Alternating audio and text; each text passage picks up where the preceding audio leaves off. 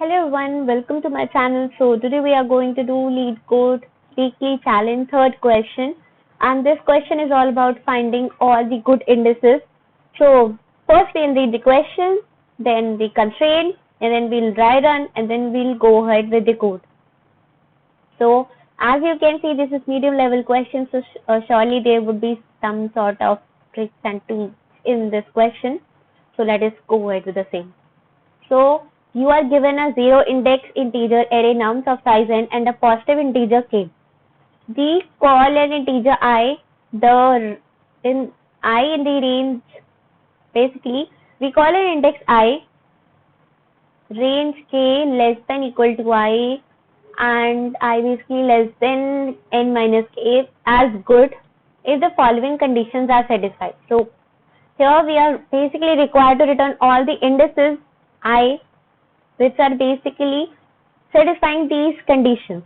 So the conditions are like this, that the k elements that are just before the index I are in non-increasing order. Basically they are decreasing as well as equal to, so that it meant by non-increasing. And the k elements that are after the index I are non-decreasing order, and non-decreasing here simply refers to increasing in order and also equal to each other. So we are required to return an array of all the good indices sorted in increasing order. Basically whatever indices are there, we are required to return them all in increasing order. But the way we will be doing this question, it will automatically return the indices in increasing order only. So now constraints. So constraints are basically n is basically equals to nums.length. And the n lies between 10 to the 5, so this simply means that we can do only n or n log n solution rather than n square. And then each element inside the nums is basically 10 to the 6 longer. And this k, basically the number of elements which are required to satisfy our condition, that would be at max till the half of our array which is being given to us. Else we won't be able to figure out with their valid answer. So that's why they are giving like this. So now let us go ahead with the dry run of the S cases. So for that purpose only, here the nums is being given to us and here's the k value which is being given to us. So that simply means that we are required to find an index whose k elements before and k elements after satisfy the non-increasing and non-decreasing properties. So let us first start with k is equal to 2, right? So let us start from this index because here we are having 2 elements, right? So now here you can see that they are in decreasing in nature, right? And then after this we check for other 2 elements. So these are in increasing nature, right? And what we are required to figure out? The decreasing one and the increasing one, right? So this makes our this particular 1 minute. Yeah, this makes it as the valid answer, and which is the index? It is 0, 1, 2, right? So here we are having. Now let us move to the next part. So let us come to this one. Now here 1, 1, it is equal to, right? And it is about non-increasing. Non-increasing simply means that it could be decreasing also or equal to also. So that's why it satisfies the condition k. And if we go ahead like this, then this could also be included, but that is optional part. Now let us go here. So here you can see that we are able to figure out k elements which are increasing in order, right? And here these were those which were decreasing or equal to, and here these are those which are basically increasing and equal to, right? So that's why we are able to figure out that this is also answer, so that's why we were having this index. So this is the thing which we are required to do in this question.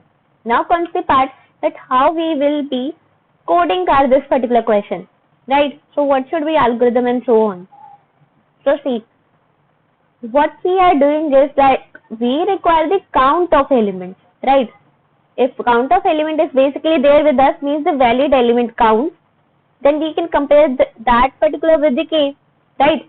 And after comparing with k, if it is equal to or even greater than k, right, then also that will work fine for us. But it should be equal to k. That is the minimum requirement.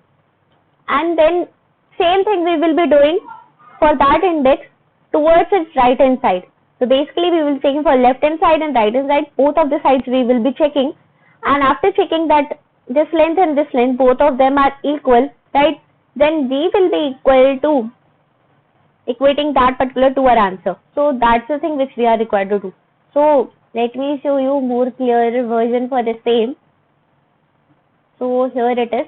See, this is the thing which we are required to do, right? Highest number is here, highest number would be here, right? And k would be here.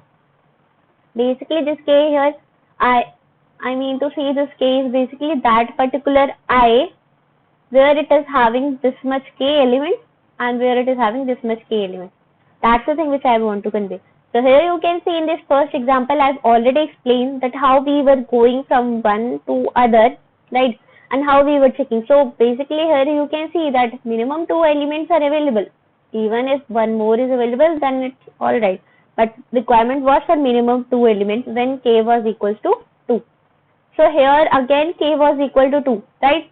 So in this we were able to figure out that this one is that index where it is having decreasing in order and here it was having increasing in order. But here it makes the k equals to 1, right?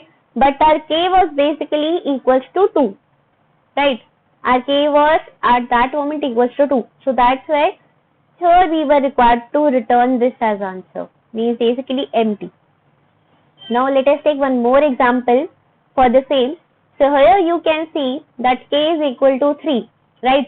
And this is our array being given to us.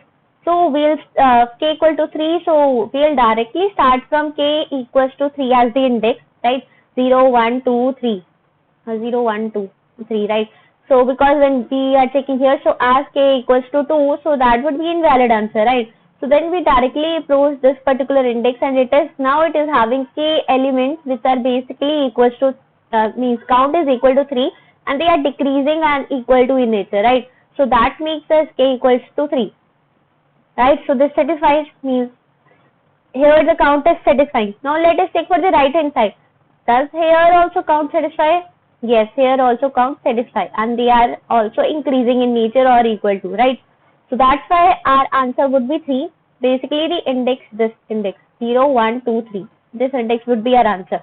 So here as we are basically keeping the track by keeping the count of such numbers in that particular, right? So in that context we can simply use a prefix sum for here. What we would be doing at each index we will be storing, means we would be required to do traversal of this array 2 times, one for the increasing prefix and other one for the decreasing prefix. So each index we will be storing what are the count of the numbers which are basically decreasing in nature or increasing in nature. So that's the thing which we will be doing here, and according to that only we will be comparing with that it is equal to k or not. If it is equal to k or greater than k, then that will be our answer. If and only if the right hand side is also equal to or greater than k, else that index is not the valid answer. So this is the thing which we will be doing here. So this was it. Now let us go ahead for the coding part, and you can also try by yourself, because trying, even if in the interviews, it is much important to try things. Means for coding in the interview, it is much important that after explanation of your solution, you should be able to figure out and try out that how you can code at there only, because in interviews they are where you can't take any help, right? Although interviews might help you, but still you are required to code by yourself. So just try to code by yourself the things which I have explained by taking 2 prefix array here and here. Is basically in such order that increasing prefix is there and decreasing prefix is there. So just try out, then you can see the solution as well. And one more thing, like if you are still not able to come up with the solution, you can practice more by giving more contests. So Newton School is basically coming up with coding contest about which you can figure out with the link in the description below, and you will be able to figure out all the details with the same. So you can head over to description as well after ending of this video. So yeah. So here I guess if you have written your code. Now let me explain that how it could be written if you were ever stuck even. So here I have taken the two arrays which are basically my prefix arrays. One is for the decreasing in nature and other one is for increasing in nature. And I have initialized with -1 with 1 just because of the fact that even if that particular is not the decreasing or increasing nature, but by itself it is of the count 1, right? The element itself is also increasing also, decreasing also, and equal to also, right? So that's why the length at that particular moment would be 1. So that's why I have initialized it with 1. Now I'm first going ahead for the decreasing in nature. So for that what I'm doing, I'm starting from the startmost point only and the index now from the 0 because I need to check for the previous one also, right? So here I'm checking that if it is what we are checking, that nums of I basically are this element 1 and 2, right? So basically if this element is here you can see if this element is basically less than, right, like this, if this element is basically less than, here it was greater than, so in increasing it would have worked fine but not in decreasing, right? So if it is less than, right, or even if it is equal to, like in this case, right, so then we will be assigning 1 and whatever was stored in our previous prefix that would be also assigned to this particular. So like this only we will be able to figure out and fill up all decreasing. Then comes the part for increasing. Now in this increasing, just to keep the sake of this particular thing only, right, although this could be different now, we are basically starting from the ending portion so that it becomes much more easier for us. So what we are doing here is we are starting from n-2. Why not n-1? The thing is that here we have taken this nums as num.size. If we would have taken this as nums.size -1, right, then we won't have taken like this. Then we would have directly taken it as n-1. That would have worked. And now when we have taken like this, so it is like this, okay. So now let us start. So our I less than equals to nums of I plus 1, right? So here the thing is that our I is basically at n-2, which simply refers to that here our I is basically at this one and I plus 1 means because we are going from the backward to front, right? So that's why we are checking for this. And now we are checking whatever is basically, is this one less than or equal to? If it would be, then we will be directly increasing our answer. If that won't be, then we will be not going ahead with the same. So this was the thing. So like this only we will be going ahead. So here you can see this I and I plus 1, right? So what is I here? n-2, right? And I plus 1 is basically n-2 plus 1.